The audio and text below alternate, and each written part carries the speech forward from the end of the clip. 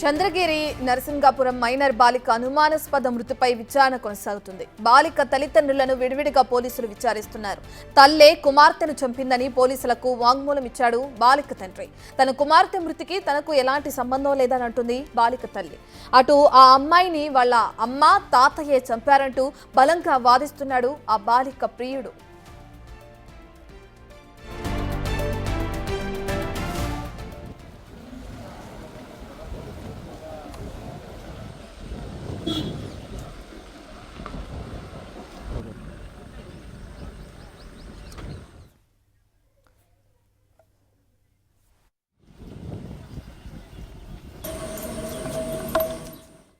పూర్తి డీటెయిల్స్ అందించడానికి మా ప్రతినిధి దామోదర్ అందుబాటులో ఉన్నారు. దామోదర్, ఏదైతే ఆ బాలిక చనిపోక ముందు ఎవరైతే తన ప్రియుడు ఉన్నాడో అతనికి ఒక చాటింగ్ చేసినట్లు కూడా సోషల్ మీడియాలో వైరల్ అవుతుంది. తన అమ్మ తాతయ్య చంపాలని ప్లాన్ చేస్తున్నట్లు, విషయం పెట్టాలని ట్రై చేస్తున్నారని చెప్పి కూడా ఒకటి సోషల్ మీడియాలో వైరల్ అవుతుంది. ఒక చాటింగ్ కి సంబంధించిన స్క్రీన్ షాట్. అది నిజమేనా? అసలు ఆ ప్రియుడు ఏమని చెప్తున్నారు? అంతకుముందు వాళ్ళు బయటకు వెళ్ళినప్పుడు ఆ బాలిక అతనితో ఎటువంటి అంశాలని పంచుకోవడం జరిగింది? దానికి సంబంధించిన డీటెయిల్స్ ఏ విధంగా ఉన్నాయి?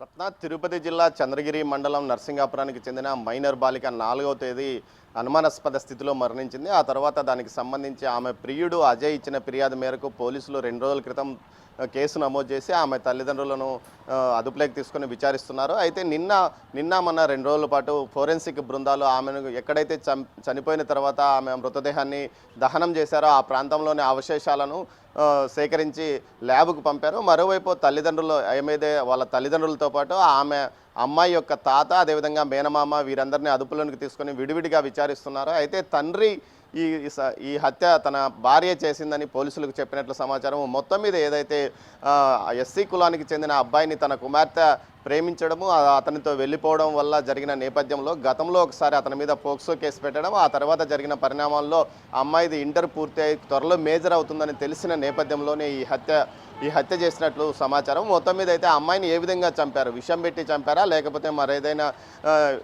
మరే ఆయుధంతో ఏదైనా చంపారా, లేకపోతే ఉరివేసి చంపారా అన్న కోణంలో కూడా పోలీసులు వారిని విచారిస్తున్నట్టు తెలుస్తుంది. అయితే ఆమె తండ్రి తనకి ఈ విషయంలో ఎలాంటి సంబంధం లేదు, తన భార్య, అమ్మాయి మేనమామ, అదేవిధంగా తన తండ్రి కలిపి హత్యకు పాల్పడ్డారంటూ పోలీసుల వద్ద ఏదైతే వాంగ్మూలం ఇచ్చినట్టు తెలుస్తుంది. ఇతనిచ్చిన వాంగ్మూలం మేరకు పోలీసులు దర్యాప్తు కొనసాగిస్తున్నారు. మరోవైపు 1-2 రోజుల్లో పూర్తి స్థాయిలో దర్యాప్తు పూర్తి అవుతుంది. నిందితులను మీడియా ఎదుట నిందితులను ఏదైతే కోర్టుకు ప్రవేశపెడతామంటూ కూడా పోలీసులు చెప్తున్న పరిస్థితి. మొత్తం మీద అయితే ఈ అమ్మాయి అనుమానాస్పద మృతి, మైనర్ అమ్మాయి అనుమానాస్పద మృతి సంచలనం కలిగించిందని చెప్పవచ్చు. మొత్తంలో గత సంవత్సరం క్రితం ఇదే మండలంలో ఏదైతే ఇదే విధంగా ఇద్దరు ప్రేమ జంటను ఉరివేసి చంపివేసిన పరిస్థితి. తాజాగా చూస్తే మరోసారి ఇలాంటి ఘటన చోటు చేసుకోవడం కూడా ఏదైతే సంచలనం కలిగిస్తుందని చెప్పవచ్చు. మొత్తం మీద ఈ ఘటనకు సంబంధించి పోలీసులు పూర్తి స్థాయిలో దర్యాప్తు పూర్తయితే అన్ని అంశాలు బయట పెడతాయని చెప్తున్నారు. ముఖ్యంగా తల్లి ఈ విషయంలో కీలక పాత్ర వహించిందని చెప్తున్నారు. ఏదైతే ప్రియుడు అజయ్ చెప్తున్న దాని ప్రకారం 3వ తేదీ రాత్రి తనతో ఆ అమ్మాయి చాటింగ్ చేసింది. ఆ చాటింగ్లో తనను విషం పెట్టి చంపడానికి పూర్తి స్థాయిలో తల్లిదండ్రులు, మేనమామ తల్లి మేనమామ మాట్లాడుకుంటుండగా తాను విన్నాను, తనను ఖచ్చితంగా చంపివేస్తారంటూ కూడా ఆ అమ్మాయి మైనర్ బాలిక తన ప్రియుడు అజయ్తో చెప్పిన నేపథ్యం. ఈ నేపథ్యంతోనే మరుసటి రోజు ఆ అమ్మాయి మరణించడం, ఆ తర్వాత గంటలోపుగా అమ్మాయి అంత్యక్రియలు పూర్తి చేయడం, ఏదైతే చుట్టుపక్కల ఇంటి వారికి కూడా విషయం తెలియకుండా ఆటోలో ఆ అమ్మాయి మృతదేహాన్ని స్వర్ణముఖి నదిలోకి తీసుకెళ్లి అక్కడ ఖననం చేయకుండా దహనం చేయడం కూడా జరిగింది. ఈ నేపథ్యంలో ఏదైతే ఆధారాలు, సాక్ష్యాలు మిగలకుండా ఉండడానికి ఆ అమ్మాయి మృతదేహాన్ని దహనం చేశారని కూడా చెప్తున్నారు. మొత్తం మీద నిన్న పోలీసులు ఆ గ్రామంలో మరోసారి విచారించిన సందర్భంగా ఎవరు ఎలాంటి సమాచారం ఇచ్చినట్లు లేదు. దీంతో పోలీసులు ఆమె తిరుమలలో పారిశుద్ధ్య కార్మికురాలు ఎవరైతే అమ్మాయి తల్లి తిరుమలలో పారిశుద్ధ్య కార్మికురాలుగా పనిచేస్తుంది, దీంతో ఆ అమ్మాయి ఆమె సన్నిహితులు ఎవరైనా పైన ఉన్నారా, వారి వివరాలు ఏమైనా ఉన్నాయా అన్న విషయాన్ని తెలుసుకోవడానికి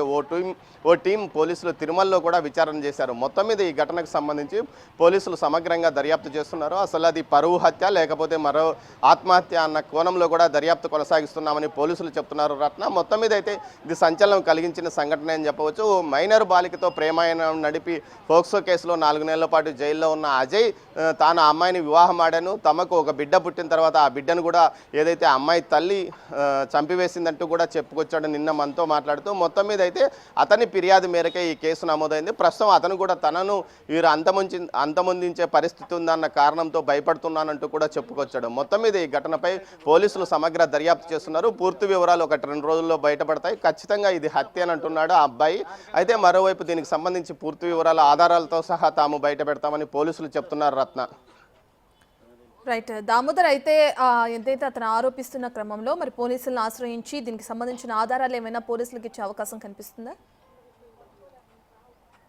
ఖచ్చితంగా ఏదైతే తనతో ఆ అమ్మాయి చాటింగ్ చేసిన డేటాను మొత్తం అతను ఆ అబ్బాయి ఇప్పటికే పోలీసులకు సమర్పించాడు. గతంలో ఏదైతే ఆ అమ్మాయిని అమ్మాయి 8 నెలలు ప్రెగ్నెన్సీగా ఉన్నప్పుడు బయట ఆసుపత్రిలో డెలివరీ చేయించకుండా తన ఇంట్లోనే నాటు మందులు పసురు పోసి అమ్మాయికి డెలివరీ చేసి అప్పట్లోనే అమ్మాయిని చంపడానికి ప్రయత్నించింది. ఆ తర్వాత ఆ బిడ్డ పుట్టిన తర్వాత ఆ బిడ్డను చంపివేసి నేరుగా అమ్మాయికి బ్లీడింగ్ ఎక్కువ అవుతున్నప్పటికీ 1-2 రోజులు ఇంట్లోనే పెట్టుకుంది. ఆ తర్వాత ఆసుపత్రిలో చుట్టుపక్కల వారు చెప్పడంతో ఆసుపత్రిలో చేర్పించిందని కూడా చెప్తున్నాడు. ఈ నేపథ్యంలో అప్పట్లో ఏ ఆసుపత్రిలో చికిత్స పొందిందో ఆ వివరాలన్నీ కూడా పోలీసులకు ఇచ్చినట్లు సమాచారం. దీంతోపాటు తనతో చాటింగ్ చేసింది, తనను కలిసిన సందర్భంగా తనను ఏ విధంగా అమ్మాయి తల్లి తన మీద దాడికి పాల్పడింది, తన కుటుంబ సభ్యులకు మీద కూడా గతంలో పలుమార్లు దాడి చేయించింది, తన మీద దాడి చేయించింది అన్న విషయాలను కూడా అతను ఆధారాలతో సహా పోలీసులకు చూపించినట్టు తెలుస్తుంది. దీంతోపాటు ముఖ్యంగా ఆ అమ్మాయి 3వ తేదీ రాత్రి తనతో చాటింగ్ చేసిన మొత్తం వివరాలన్నీ పోలీసులకు అప్పగించినట్టు తెలుస్తోంది. రత్న.